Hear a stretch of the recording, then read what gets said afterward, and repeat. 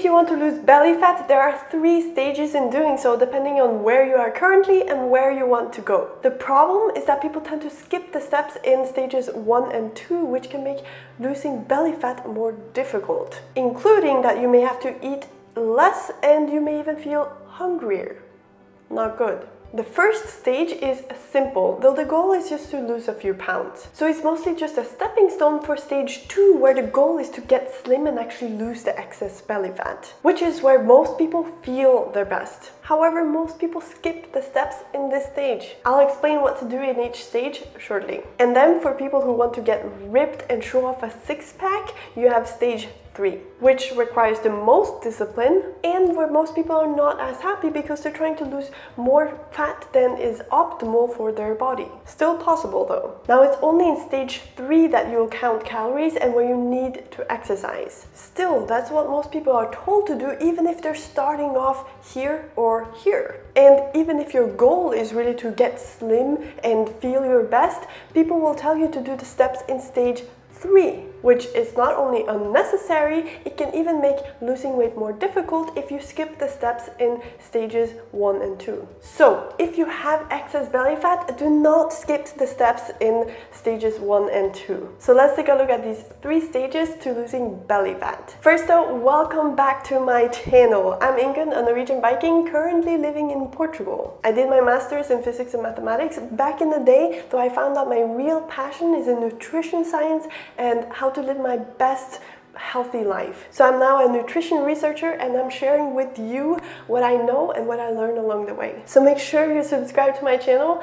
And now let's take a look at those 3 stages to losing belly fat. To lose belly fat, you need to lose weight in general. Unfortunately, you cannot specifically choose where you lose fat. However, belly fat is especially linked to stress. So when your body is under stress, which can happen even if you don't feel stressed yourself, you may be more likely to gain excess fat on your belly specifically. I share practical tips on how to limit stress and how stress relates to belly fat specifically in this video, which I'll link to below this video so you can check it out afterwards. Now, stage 1. The goal of this stage is just to lose those first few pounds, just to get started with your weight loss. And you may do that by simply doing a spring cleaning of your diet. This is where you get rid of the most obvious treats, snacks, desserts that you know isn't helping you reach your goal. We all know the most obvious foods that won't help us lose weight. So simply getting rid of those can help you lose a few pounds. Of course, depending on how much of those foods you eat. Though you may be surprised how much these foods add up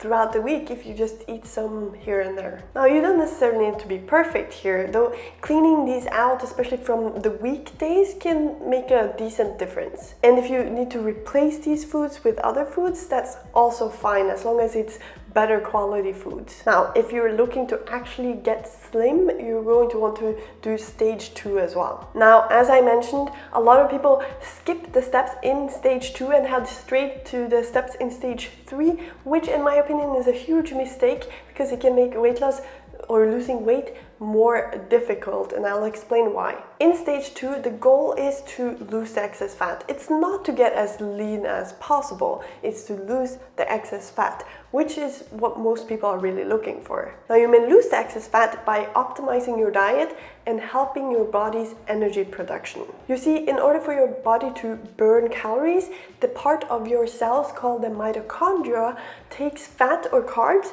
and turns it into energy your body can actually use or spend or burn off. Though if the mitochondria is damaged, or it doesn't have the nutrients it needs, or there's not enough fat or carbs that reach the mitochondria in order to produce the energy, you may end up burning fewer calories. And all of this is influenced by the food that you eat. For example, in order for the mitochondria to produce energy from fat and carbs, it needs B vitamins. And you need to provide those vitamins via your diet. And your body doesn't store B vitamins except for B12, so you should really make sure to get enough of these vitamins every day. What foods are good sources of these vitamins? Beef, other meats, dairy, salmon, oysters, and liver, in case you're a bit more advanced, I guess you could say.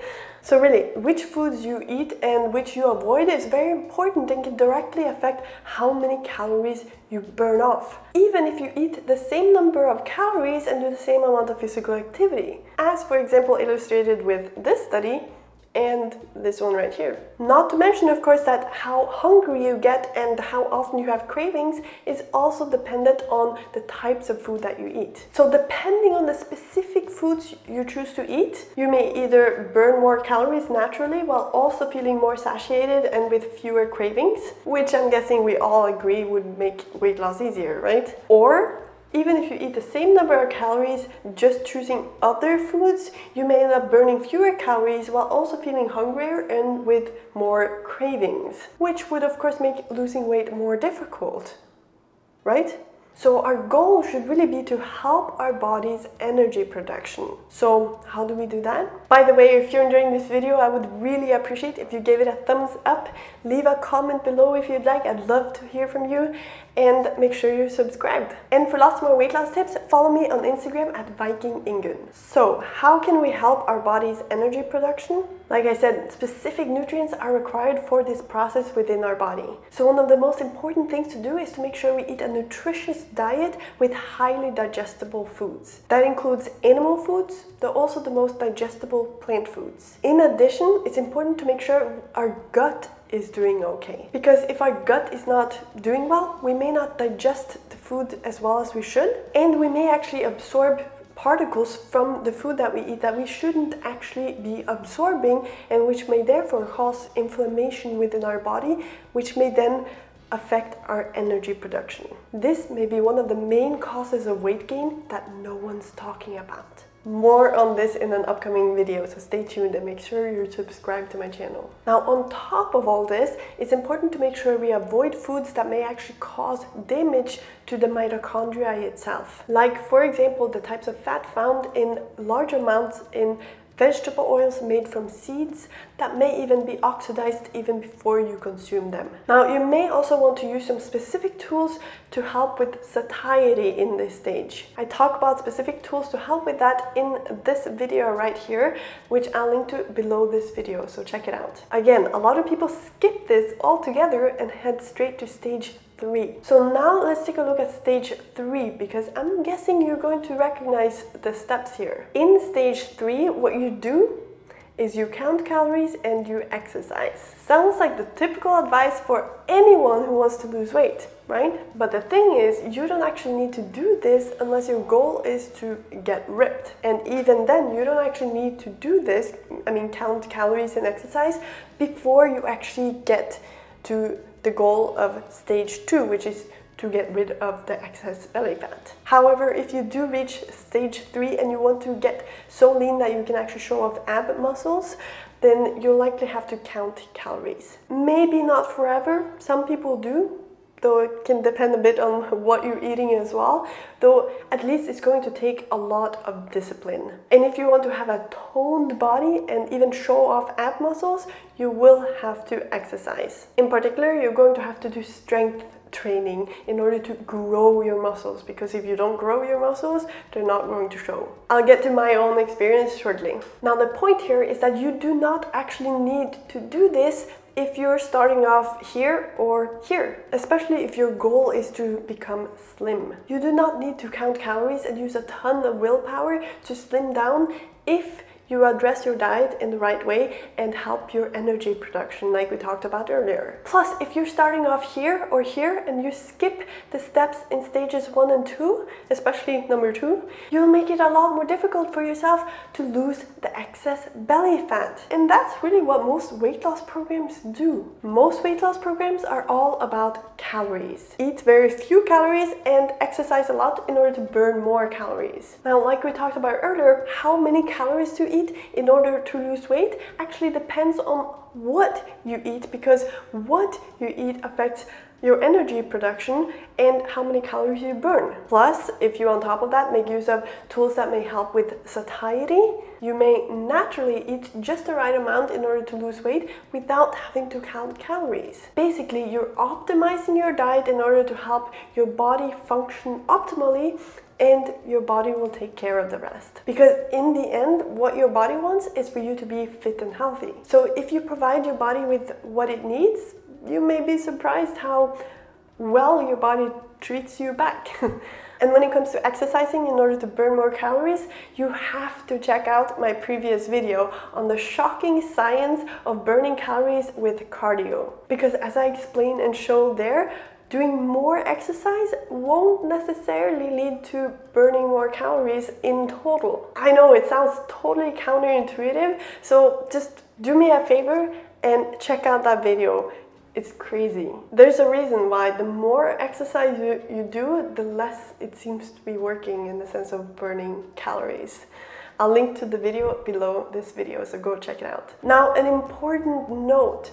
You of course can work out and count calories if your goal is to be slim, though there are a few things to be aware of if you do. When it comes to exercising, for example, it's important to be aware that it's not going to do much for your weight loss. It can help, though much less than people think. So especially if it takes a lot of effort and willpower to get your workouts in, you may want to put that effort in somewhere else, in your diet instead. Basically, just make sure you spend your effort and willpower on what truly moves the needle. And once you have all that nailed down, then you can add in more exercise if that's what you want. And when it comes to counting calories, like I said, you can do that in stages 1 and 2 as well if you want, and there can be some pros in doing that. For example, that you can easily see if you're on track or not, and you can learn quite a bit of the composition of the foods that you're eating. Though there are also cons in counting calories that you'll want to be aware of. For example, if you don't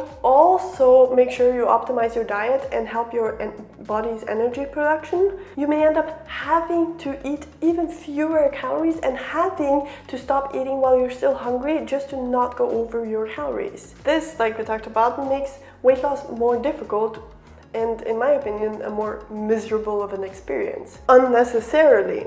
That's important to remember. You may also develop a dependence on counting calories in order to not gain the weight back again, and you may be less in tune with your body's needs. I mean, your body is constantly sending you signals on what it needs and when. And if you're eating based on what an app is telling you, you may be ignoring some of these important signals that your body is sending you. Basically, it's all about working with your body, not against it. We're trying to help our body lose weight by helping our body's energy production instead of forcing ourselves to eat less and less and work out more and more.